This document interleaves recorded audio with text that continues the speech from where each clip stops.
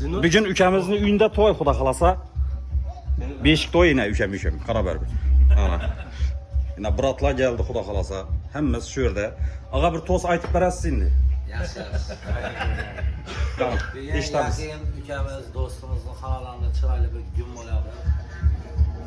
Beşiktaş'a gelip oturtmaz kıskası. Oğlan. Şu dostumuzu təbrikliyimiz. Fərzəndləri köp olsun. İlayım. Baxtıran atanəsi sağ olsun.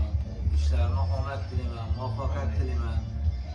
Yiğit məndəyini bahtiyat olsun. İndi sizdən kanalınızda güzətib oturğan insanlara Rəhmət. yaxşı keyfiyyət dilimiz. Köprak dəramət dilimiz. İlahi. Yəni köprak yaxşı maşınlarını ala versinlər. İlahi. Sata versinlər. Aytqanız yaxın. Allah. Yaxşı günündə bizəni çakıra versin, biz ona xizmət edə verəyik. Rəhmət. Bizəni canımız namından, Furqat Maço namından həməyə sağlıq dilimiz.